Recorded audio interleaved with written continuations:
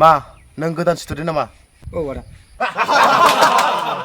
जेबो दानफिनलै बिसोरखौ मिथिबाय ओरैनोबा देन्जार गैयाथार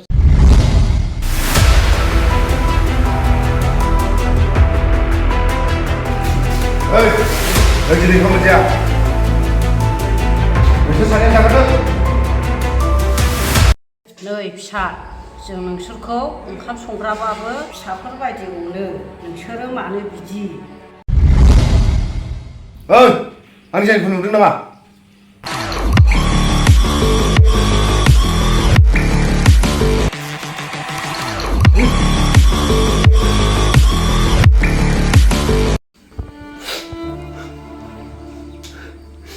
इसोरखौ हगारालां